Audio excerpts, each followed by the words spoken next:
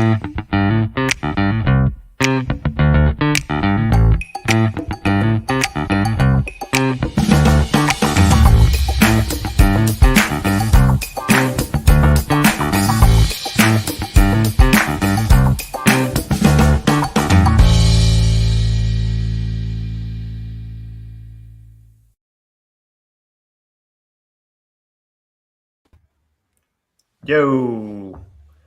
what What's up? up, bro? Not much, man. Just good old Sunday. How's your weekend been? Oh man, I thought I had a day off, You and didn't. somebody called.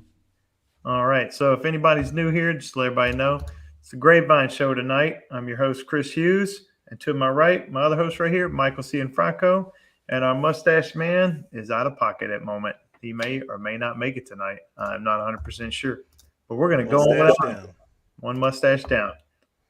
All right. So loose topics tonight. Nothing exactly set in stone, man, but it's freaking hot outside. Like, it's really hot. Dude, I can't even go in my pool. Man, tell us about that. How hot is the pool? So my daughter, she's sick. She's like, we're not doing nothing all day. That like I gotta entertain her every day. This is what my Yep. wife goes through. Are It's your kids crazy. back in school yet? Yeah, two Okay. day. I think Did they two just days start? just started. Yeah, Yeah, mine too. Yeah. They've been in one yeah. day. So every day is like every day's a holiday. It's crazy. Yeah. You know how the kids are, man. So I was like, all right, let's. It's hot. It's hot today. Let's go in the pool. So I get outside, right? And I got concrete. I'm burning my feet, going to the pool, open up. I got like a hot tub lid on it. So open Yeah. it Yeah. up. 101 degrees, bro. My jacuzzi, my jacuzzi heater probably never turned on since I got it. So I turn on the fountains. It's 95 out. What am I get? What I got? 5 degrees differential. I ran that for 2 hours, dude. So your It went pool down has 1 degree. your pool's got some jets that are shooting into the main part or something. Like, you got some jets that are keeping it turning. Yeah, I got jets in the main pool area, and I got little separate hot tub side, Hmm. And Yeah. then I got these fountains, so I could turn them on, turn them off, and I guess they're to keep it cool, man, because it's Yeah. hot, bro. Yeah, no doubt. I I got it down to wonder 95, I think. I wonder if those jets are doing more than just trying to cool down the temperature. You know, with cooling towers, this hasn't really caught traction, but it's something I know that's out in the marketplace, and I know it's in Florida, and a man invented this. It's like a cooling tower washing system. It's not cheap, Really? but what it does is you actually have this. I guess the right way to say it is it's an agitator. So there's this machine, this pump that you run a line through the bottom of the basin of a cooling tower, and when you run it ever so often, it's basically agitating all the water in the bottom of the basin, and it's Okay. keeping it all stirred up. And I've seen pictures of cooling towers that are many years old, and they look really, really clean on the bottom, like swimming pool clean. And it's because of this agitation, right? There's nothing settling. But the big selling factor, literature on this is, it. I don't know if you've ever heard this before, but I might butcher the word Legionnaire's disease. Dude, Legionnaires, I think dude, is it's what so it's called. funny. I But there's just brought that up like last week. I go, what happened to it? It's like yeah, COVID-19 is gone. yeah, it's so that's big in cooling towers. When it Okay. gets really hot, apparently Legionnaire's disease, and it can get kind of like airborne, and it comes out of cooling Really? towers. Like, yeah, I want to say it's in New York. I think this is a problem because like they have the wooden cooling towers. Maybe I could be wrong, man. This is really early talk that me and Leaf were having one day about this. But essentially, I don't think there was too much thought about where the cooling tower would be located and Right. where the fresh air intakes would be located on the same building. Or for say in New York, you might have buildings that are so I get close you. to each other, all these high Yeah. rises, and you got all these cooling towers on the rooftops, and who knows how much of that Legionnaires is being brought into the air and then being brought into the airstreams into the neighboring buildings fresh air Right. does, right? So Yep. when I was looking into this and I thought about pitching it in part of our company for a while, and I was like, you know what, I wouldn't mind installing one of these, and just more so for the fact of it keeps the cooling tower super clean. Because part of our maintenance on some big buildings was to go around and clean cooling towers, and Okay. man, that's not a fun day to do. I mean, you make money, but it's not like you're making a lot of profit. You make labor time to go in as part of a maintenance contract. You go in and you're basically shot back in the bottom of a cooling tower, right? Like you drain Okay. it, shot back it, you fill it up some, you try to blow water underneath the fins, and you're shot back in them. It's a down and dirty job, and it's hot, man. It's Yeah. just the humidity in the cooling tower is rough. Then you got to fill it back up with water, and then you got to prime the pumps. If you're working on the rooftop, you got to fill it up, prime the pumps, get the building back online. I mean, usually we do it in a 2-man crew, and if it was 2 small towers that were connected together, we're talking a 10-hour day to get it done. Wow. Right, in the dead heat of summer, typically. But that being said, if this agitator worked really well, man, this cooling tower would perform so much better, and it would stay So it gets a lot of the muck off the bottom, kind of agitates the bottom of the pan. Yeah, man, your microphone just started working. Uh-oh, it was bad. It's super loud. Hold on, back up like a foot. There you go. I put that noise canceling on it. Oh yeah, it's up there now, man. All right, let me back it up. Yeah, there you go. Back it up a little bit.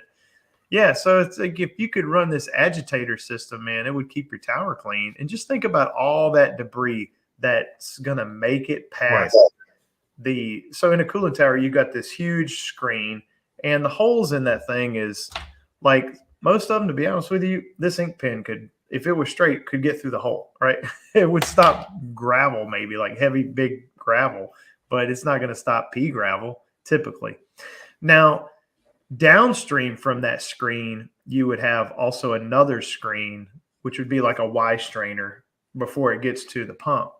And that Y strainer would catch a little bit more, but then in itself isn't going to catch everything. It would catch, I don't have anything next to me, but let's say I got this little screwdriver right here.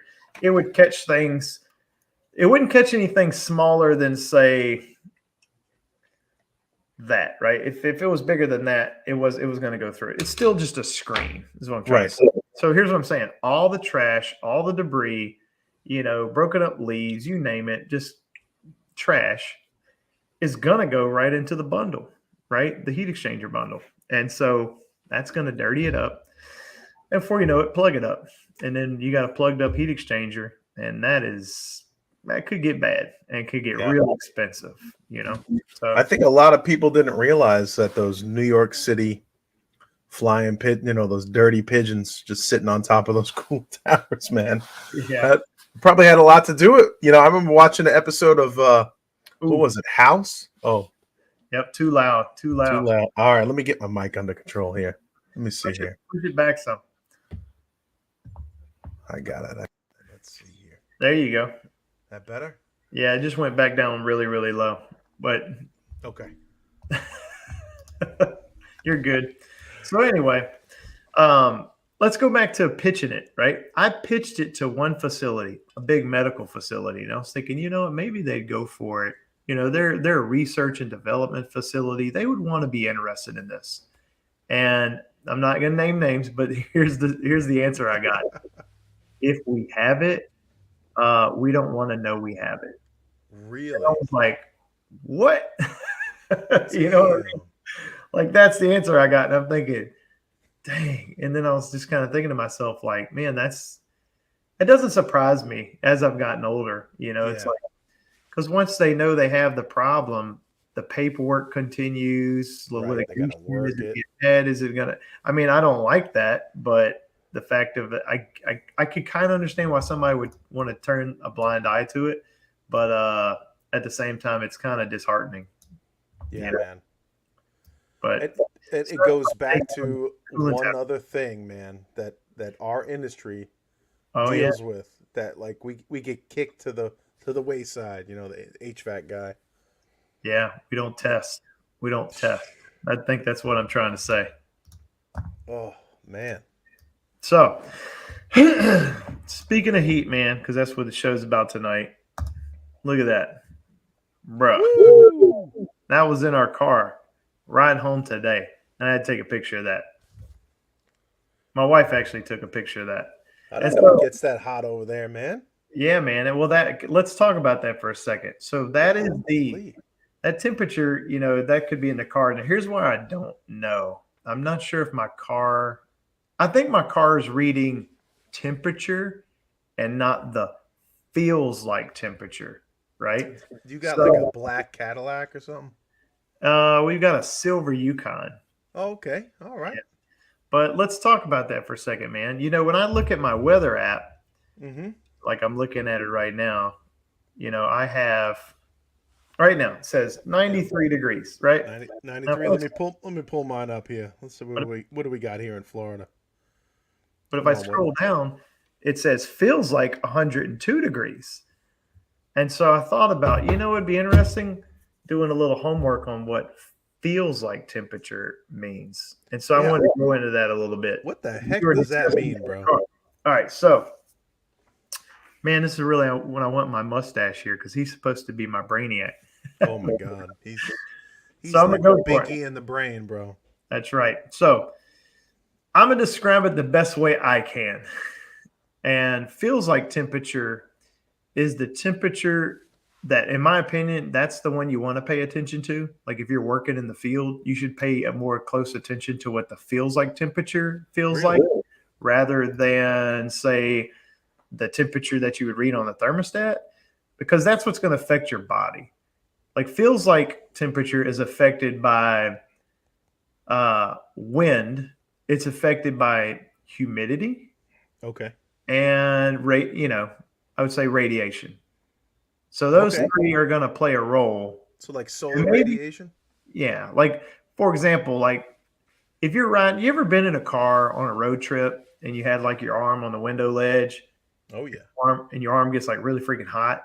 You know what I'm saying? Because the sun, You're not gonna talk about your arm. flying. You know, you get flying like hand the out, right? farmer's tan because it's like, you know, all the sun's beating on your arm and you're driving one way. That would be like one way that the feels like temperature of your arm is getting really hot. It's not it's not the temperature in the car, but it's Right. the temperature on your skin. That's the feels like temperature on your skin. So that'd be like the radiation. And so here's where I'm going with this. Because I was thinking, I was like, you know what? Why would technicians care about that? And I was thinking, what did I ever see in the field that I thought, man, that's freaking weird? And I was like, that would be interesting to know. So here's my stab.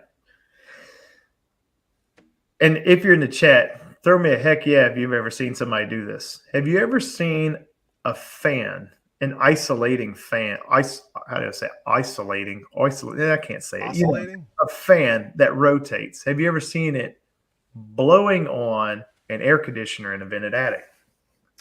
Have you ever What? seen it? Say what? You've never seen anybody do that? An oscillating fan on an AC unit? Yep, I've seen it more than once in my area, man. People On will an think air of it handler or a and condenser? blow it. No, on the air handler. On an air handler? What the Yeah. hell? What They'll is do it, man. They'll do it. They'll blow it on the air conditioner to keep it from sweating. Really? Okay. Yep. All right. So, so here's what's going on, man. They're blowing it. We all know there's a couple different things, and like low airflow would definitely kind of cause this. But you know, your air handler could start sweating, your ductwork can start sweating, everything's reaching dew point, or the thermal barriers breaking down between the internal insulation and Yeah. all that good stuff. It's all So about dew needless point, to baby. say, we're not going to go crazy there, but let's say everything starts sweating. And then someone says, you know what? Let's put the fan on it, right? And the fan's blowing on it.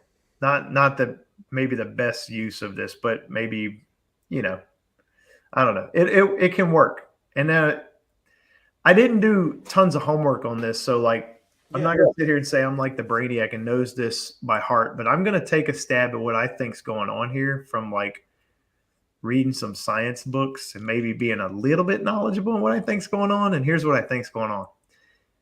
When you're blowing air across an air handler that's sweating, you're changing the feels like temperature of that device. Okay. Okay. So what I think's happening is It would be almost like the surface temp you're changing the surface temp of that device, Or which would be your skin, right? correct. So this, this machine is battling a hot and cold situation, right? Mm-hmm. So there's a temperature differential, and now it's starting to sweat. Right. So like our body would sweat, and then a lot of us has been on a motorcycle before, and you drive down the road and then the wind's blowing across you. You might sweat a lot, but you don't feel it because it's all evaporated, right? Dude, that's a good one right there. That's Because you that's feel what- like you're freezing, and then as soon as you stop, so that's one way to understand kind of what I'm getting at. But imagine if this is a little different situation because you're not in the ambient air, but you're kind of in this weird right? air that's in the attic It's space. like a quasi outside inside space. Right. Yep.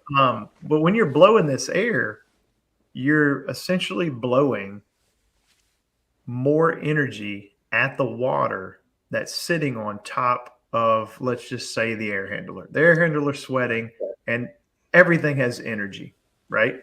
But you've let this machine reach dew point, and the water is sitting there in its moisture state that is water, and you want to bring it to the vapor state. Right. So if you want water to convert from a water state to a vapor state, what do you have to do to it? You got to evaporate it, right? You got to heat it up, right? You got to put more energy in the water. So if you're going to put a fan that's blowing across an air handler, what are you going to do? You're going to add more energy to the water, which would be kinetic energy that's going to be blowing and then being added to the water. And you're going to break that water bond down, and it's going to, eventually break into smaller, and I think evaporate. That's what I think's going on. Now, I haven't looked it up, but I think that's what's happening. It reminds me of somebody with heat stroke where the sweat's just dripping off the arm, and you introduce wind and it evaporates almost, and you get rid of some of the heat from the body. Like someone, Neil said, that's hot air reheat. Hot air reheat, baby. There Yeah. you go. All right, so that's my take on Dude, feels like temperature for the night, man. In the grapevine, what's his name just brought that up. He had a unit. Was it Gregory Hawk? He had a unit sweating. Yeah. Oh, I should have just told him. Throw a box fan up there. That's what got me thinking about this topic. Oh, really? And I was thinking, I was like, why? Greg's post. And I was thinking about what I've seen in the past, and I was like, man, I've seen people put fans on there. And then I was spitballing in my head for like the last 2 hours, thinking like, why are people putting fans on these air handlers? And I'm like, I bet they've probably seen good results, right? I'm thinking they've maybe seen good results from it. I personally haven't done it, and I've been to like one or two houses that have had it, and I wasn't there to evaluate why it was there. And I was just thinking, man, that's odd. You know what I mean? Like, I haven't seen that before. Like, why are they That's doing that? crazy. So anyway, I don't Neil, know. can you hear me better? So Neil was saying in the comments that my mic's low. oh yeah. Yeah, we're gonna work on Mike's mic. Mike needs a new mic. Go figure. I get a new camera and now I need a new mic. I know, man. Just Can spend you it hear all me that. okay? Don't worry, bro. We're gonna get sponsors eventually. We're gonna set you up. We might even get you your own room. All right, man. Let's have some fun tonight. You ready? Let's do it.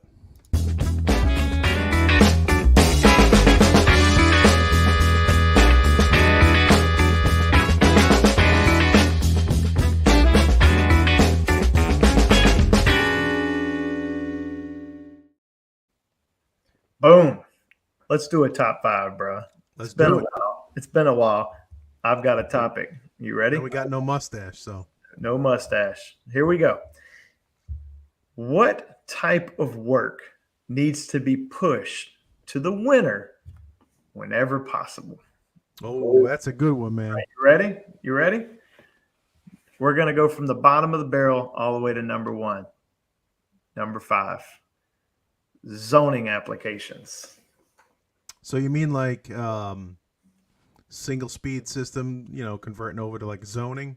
Yeah, I'm saying, somebody calls and they're like, hey, I'm going to expand the house, or I've got this upstairs garage area. It's 3 degrees warmer than the rest of the house, and I want to Right. keep it the same temperature and blah, blah, blah, blah, blah. Okay. That's if you decide to go the zoning route, that's a winner job. Yep. You know what I'm saying? That's a hey, that sounds like a great idea. We should design for it and then turn it into winter work. Yeah. You know what I'm saying? Unless you got spray foam in the attic. then we could do it. It's like, 80 degrees up there. We'll take it. I get what you're saying. I didn't understand exactly what you're saying, but yeah, no, for sure. Yeah, you got an encapsulated attic. All right, we'll schedule you. Yeah, man, it's amazing what the temperature difference between those two attics. It is pretty cool, man. We just did one in July. We did a zone system, and I was up there for like an hour, and no problem. Yep. All right, man. Number 4. What you got? System relocation. Oh, so like attic, air handler in the attic, going down to the garage. Now this is debatable. Now, if somebody's in the middle of, let's say, adding onto their house and the system's got to be moved in the air handler, I get it. You may have to do it. But let's say you've got this condenser and somebody's got a project that they haven't started yet. They don't know when they're getting started and they want to have that condenser moved. Now's the time to negotiate. You know what I'm saying? Yeah. We may can move that condenser around to the other side of the house when it's not 100 degrees outside. Seriously, man. You know what I mean? My buddy just sent me a picture last week. I think he said it was 140 in the attic. Yeah. Yep. This is the kind of stuff, man, that I think you should put on the books and schedule it in the wintertime. Don't chase the dollar when you got all this other money that's coming in from good sources. You know what I'm saying? System relocation. These are ones I think you could push off to the wintertime and make that money. Yeah, don't kill you boys. 131. Or like give that customer a little bit of a discount to push it off. And that's hard. Don't get me wrong. I've been in that situation. It's a tough situation to try to push somebody off. But I think it can be done. And anything you could stack up in the winter, man, stack it up. Yeah, because then, the guys are sitting around looking for work. So it's like if you could schedule it where it's the job's done a lot cleaner, the mastic joints actually dry. Yeah, and then you got to think, right? Man, putting like, let's just say what you could do in that day's time, which is maybe install a new condenser, a new system, you name it, with good margin over a system relocation where you're going to sell some line set, you know what I mean? And then 2 pounds of refrigerant, some labor. It would totally be worth pushing that labor intensive job with not a lot of markup going in of materials. It'd be worth pushing that to the winter. So that's my number 4. Number 3, I'm going to say dirty blower wheel. And before anybody freaks out on me in the comments, because there's been a lot of that going on in Grapevine I've been seeing, man. So I'll always like to have a different point of view. So I'm just going to throw that out there. I like to come at it from a different angle, bro. I like to bring that different perspective at it. I'm not talking about a blower wheel that's like horrendously dirty. I'm talking about first-time customer, or that isn't under a maintenance contract. Right. And you're if he's under the maintenance contract, they know about it already. Yeah. Right. Well, yeah, you should be already knocking that out. But you're like, you know what?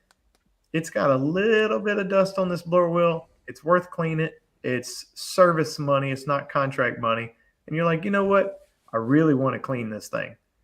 But you're cooling. And this is a Band-Aid because you're calling me and it's dead heat of summer. And it's like, look, you need a maintenance sweep, right? Because there's probably more going on here than just this blower wheel. So let's do a real good tune-up. Push it down the line. Yeah, put the True Flow grid on it, and then do right. True Flow after. Yeah, I ain't trying to solicit, but I maybe True Flow and say, hey, this airflow is a little low. We could probably get that up. You know what I'm saying? Whatever. We ain't got to go there, but anyway. Dirty blower wheels. That's all I'm saying. But barely dirty.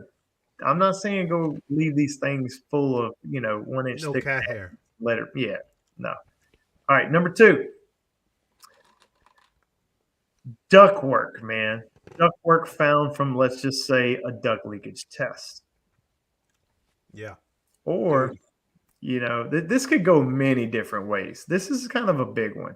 You could steer this boat all different kind of ways. So a lot of people would say, a lot of people who install new systems are installing new ductwork now today. That's like a big push, which I like to see that. I agree with that because that gives you a chance to design your ductwork for the new install, and that's a huge win, right?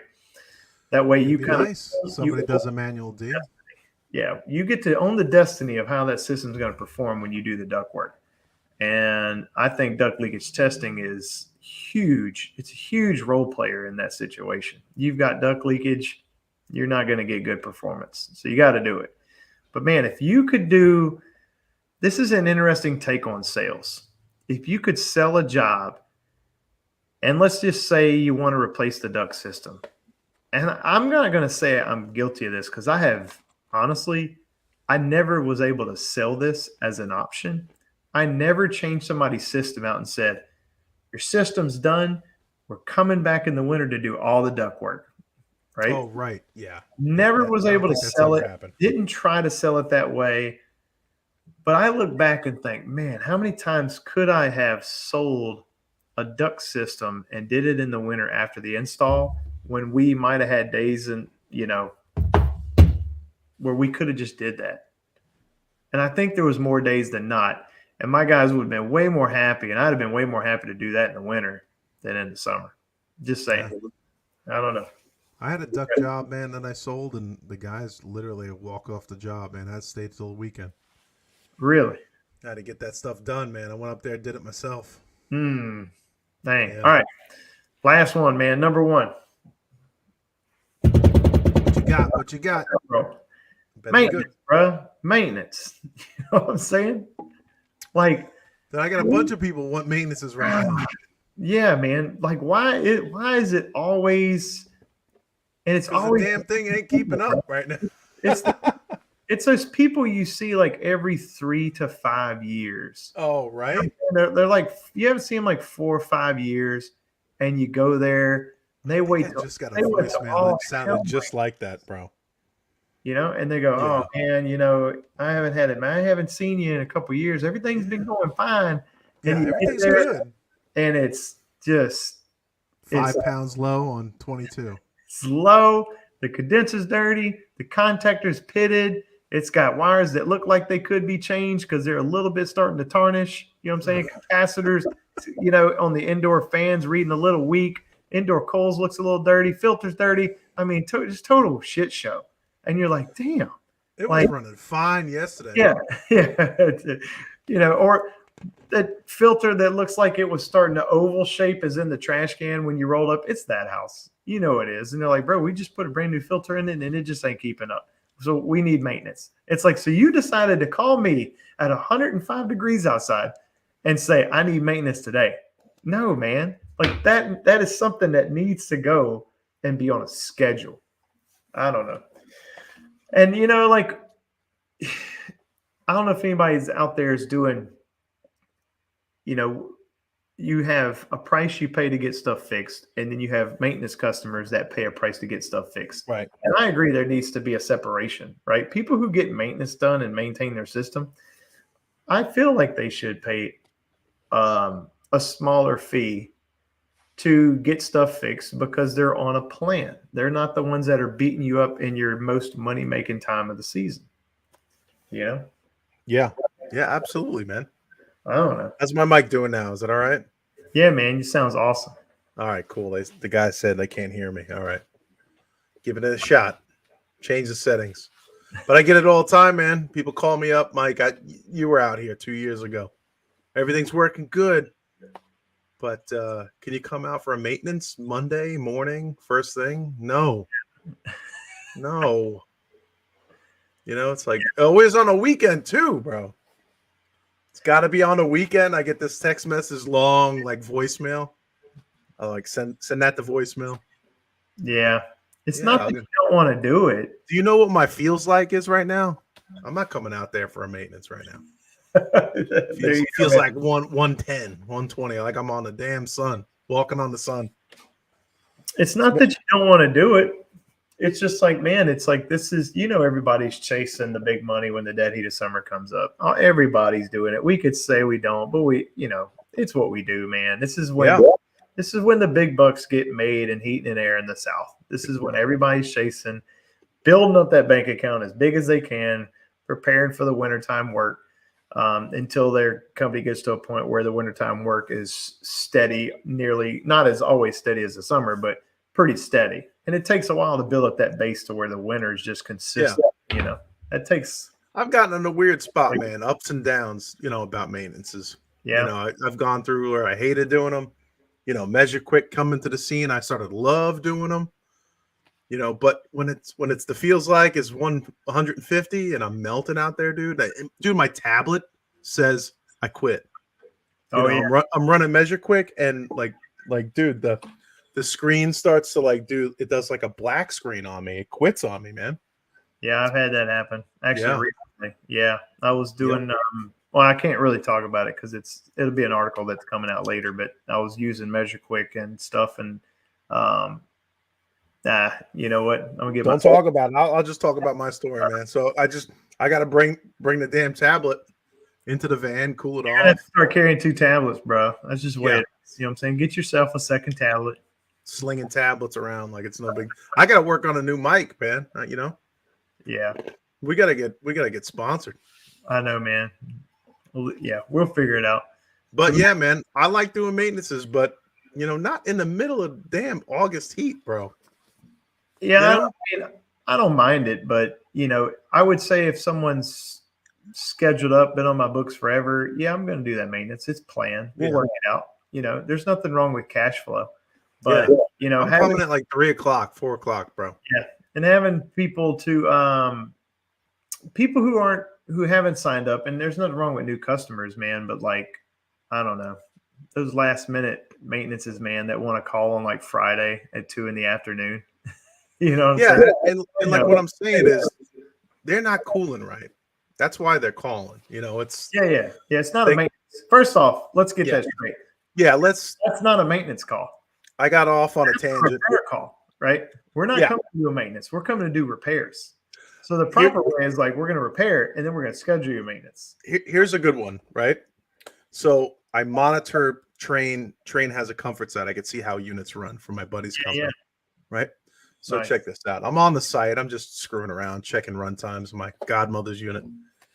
And I scoot over and I'm looking at this one lady's unit and I'm like, man, it's weird. It's set to like 80. I was like, okay, they're snowbirds. They're out of town. It's set to 80. It's like 85. So I call up the office girl. I was like, hey, this unit doesn't look like it's running so good. She goes, it's funny you say that because she called yesterday and she scheduled the maintenance. I was like, convenient. I was like, this unit's running like dog crap. It's a no cool. She goes, I agree with you. So she flipped it. She flipped it over to a no cool. So I thought that was neat. I got a question for you. Shoot. So you've got a lot of customers who are on that give you access to view their air conditioning systems. You're able to kind of spot check their temperatures and stuff.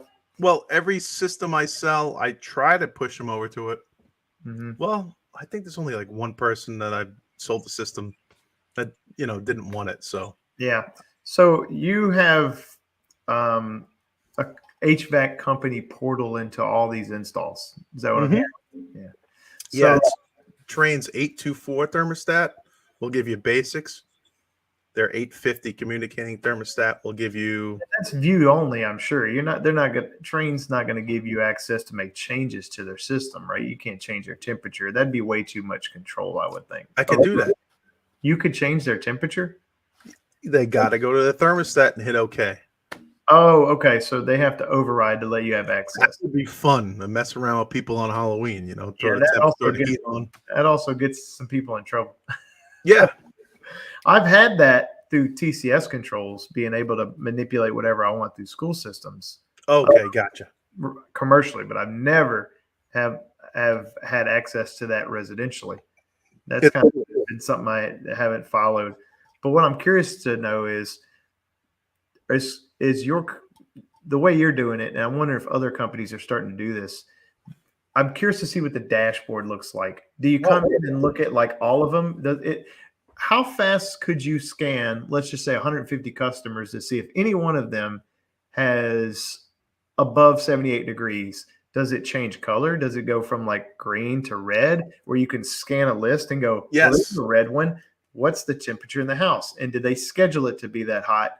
Or Is it something where it's like set point temperature in their house and it's so many degrees of, so the way TCS had their setup is if the temperature was so many degrees away from set point, it would give me the color, right? Not this, not like Yeah. it wasn't like 75, 80, and then like it was set at 80. It had to be set point. I really screwed that up. But basically, if any system was not maintaining set point, it would give me a different color. And so Yeah, we got the yellow landscape of a system, and each facility had its own map of the facility. So where it's like I had room numbers and I could look at it like a pictorial diagram and I could just with a glimpse be like, okay, that school's all in the green. So what we got in a habit of doing is we would have all the facilities in tabs and we'd walk in the morning, we go click, click, click, click, click, and we just look for anything that wasn't green. right. Green, we knew we were probably dispatching somebody to that facility that day, which was pretty cool. That is cool. So I'm wondering So when I set up my customers that I sell a unit, I will I go put their name on Comfort Site and I get them set up to where I get an email. So if I wake up in the morning and I get an email, which I've gone into my email and set that up as important, I'll get it right on the phone or the tablet. So I'll go there. So you get a notification if somebody's system's not keeping up. Yeah. So you look at you'll get like a heading. Hold on, man. Let me put you in the big screen. How do we do this? Yeah, I'm trying to not put any information out, Oh, sorry. Anyway. So as soon as I log in, you'll see like if there's a major alert, like a red, you'll have, how many people are connected. So that's your dashboard where you can see how many of them are in red. Yep. And then customers, I can't give away that information, but customers will be address, thermostat, and it just goes down the list all their personal information. So when a customer goes into that dashboard, is that a contract customer or just any customer you've done an install for? Anything the company's done an install for. So you don't have to be on maintenance to be part of the portal. No, you just got to be signed up for the Wi-Fi portal, and that's what it kind of looks like. So I want to get the address off of there. Hold on, there we go. Let me see if I could focus. Yeah, I see it. So that's the thermostat set point. Okay. Scroll, and there's your run times, man. Oh, dang. Yeah. And so you've got data log run cycles. I got data log, man. It's insane, dude. Nice. Yeah, that's pretty awesome. So I could see if this unit right here, this unit I didn't sell, it looks like it's short cycles for most of the day. And then it'll give you this. It's pretty cool. It's been doing yellows for the week in the So what does yellow mean? Yellow means it's not it's probably a variation of their set point is not hitting it or it's hitting it too quick. It's short cycling. Dude, it's got an amazing amount of metrics. And think about it. Also, if I put in like a full inverter system, I get more information, right? So if I put in a TAM9, for instance, I've got a sensor on the suction line, and I've got a sensor on the coil temp, right? So I could see if the coil temp all week or all day has been running at a warmer temp, or if it's been running cold. Yeah, the filter's dirty. I'm sure there's enough sensors on it. It calculates superheat. You know what I'm saying? Yeah. Straight from the data, and you can probably just pull that. So I get superheat all day on that, and I get all month pretty much. So if my buddy called me up last week, he's like, "Hey, take a look at this unit." I could see last month, was a filter clean, right? Just comparing, right? Yeah. And the new unit, the TAM10, is going to have subcooling, and I'll have superheat, and I'll have coil temp, static pressure all day. So if they're on, how do you dictate who you're going to call? That's what I'm curious. So I want to take this conversation one step further. Back it up. Let's say you have these customers that you have in a portal, which in my opinion, that's powerful right there. That's powerful data you have in your hands, a customer base that you're kind of in control of. Now you have non-maintenance customers in that portal, and then you have some that are a lot that are maintenance contract customers of that portal. Right. So, is there a dispatch plan put into place where if like one of those shows up red and it's a maintenance customer, do they get a phone call like that morning to say, "Hey, we see your system's in the red"? This is where I think things get a little bit kind of creepy. You know what I mean? Where it's like They we're are on board, like, or if they're set up for it, they know that it's monitored online. okay. So You know what I mean? So they're it's not fully like, prepared oh to my hear god, it. it's so Orwellian, like somebody just Yeah. crawled out of the attic, I out of definitely nowhere. feel that's something that has to be well communicated to a homeowner before they get that phone call that says, "Hey, we just seen that your system that's 2 years old now is Right. not keeping up."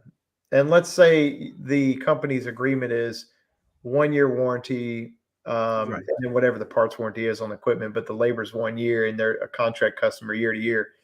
So they're gonna know they're gonna pay out of pocket for the labor of the repair. Right. So let's say you're in year 2 and you call them and say, "Hey, I see your system's not keeping up. Would you like us to dispatch a technician to take care of that?" Essentially, you're setting yourself up for guaranteed work, Yeah. in that situation. But if that, And I get to it before it breaks, which is cool. yeah, and it's just kind of crazy that It's a little that's creepy. A where little we're creepy. at in the trade residentially, that we could kind of have a standby service. It's almost like This is what Jim Bergman wants, man. This is the yeah, future.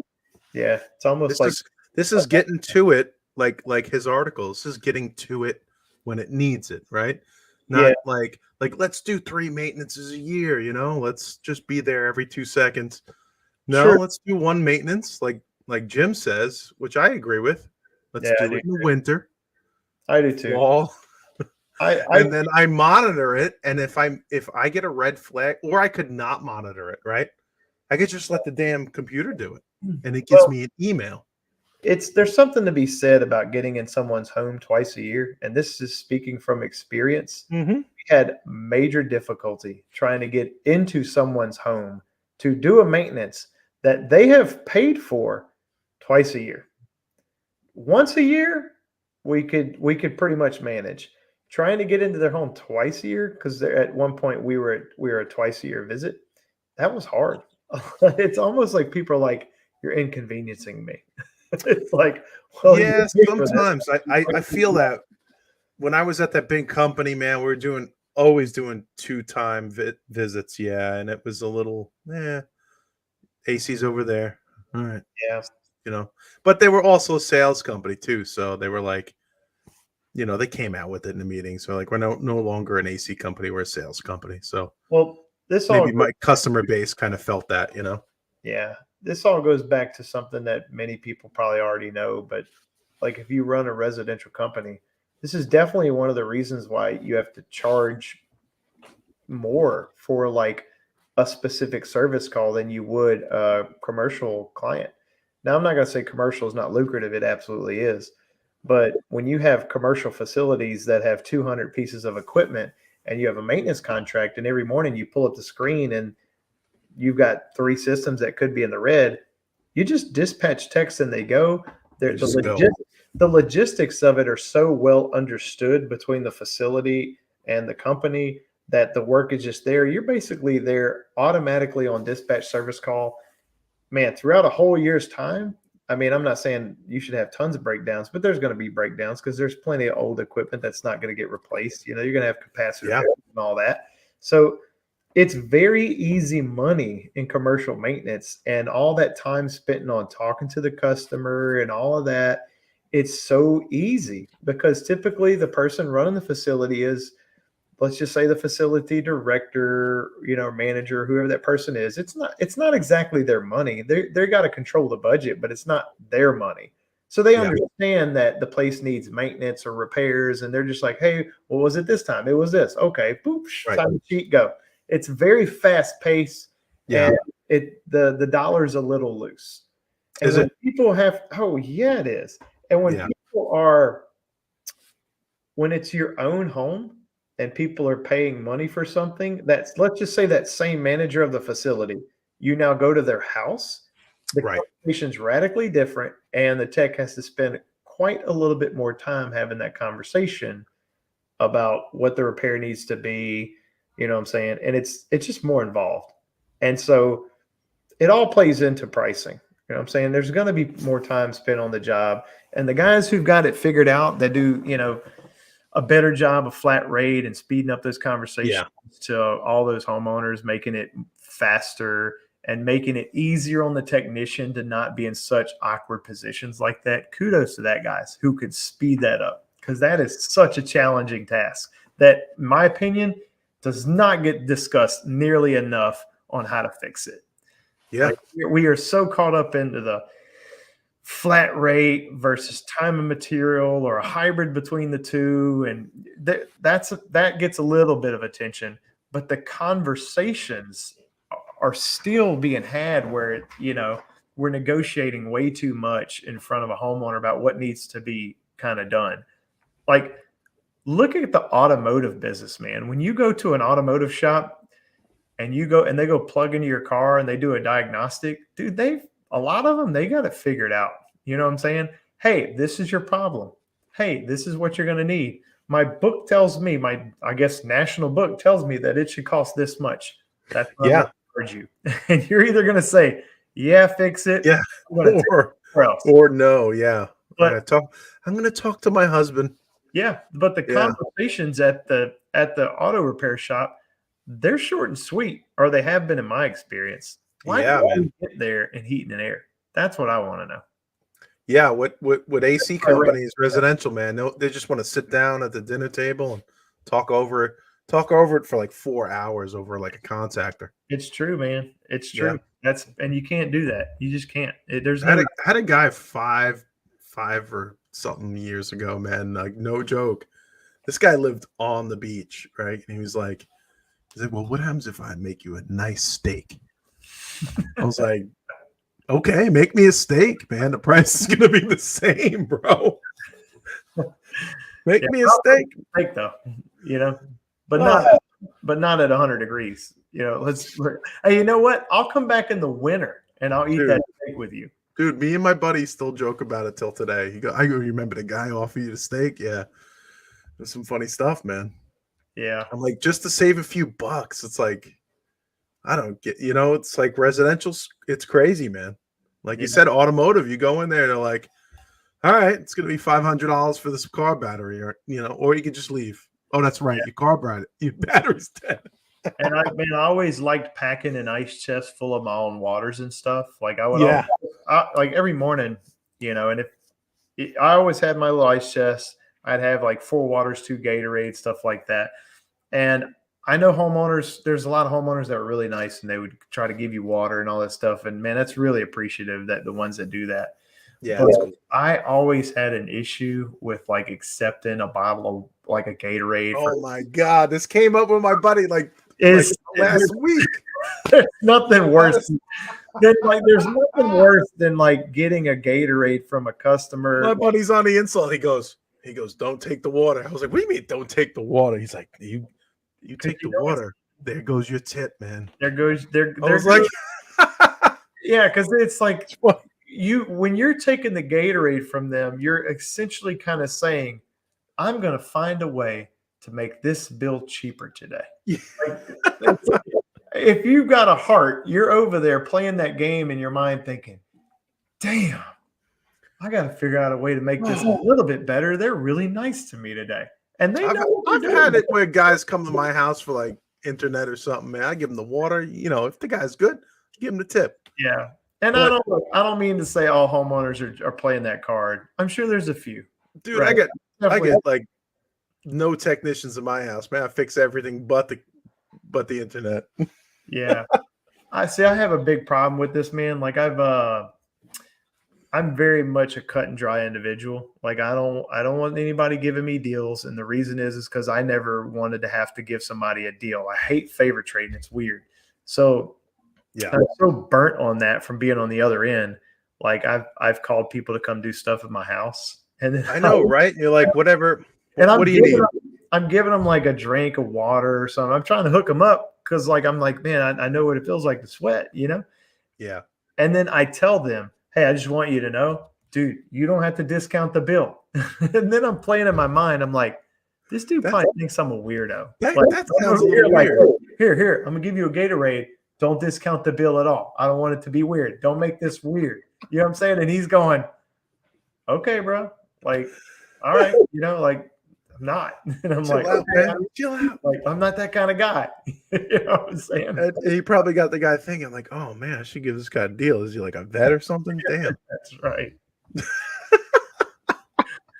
It's funny, the interactions, man. It's like it's weird having somebody, you know, a stranger coming to your home, man. Just I know.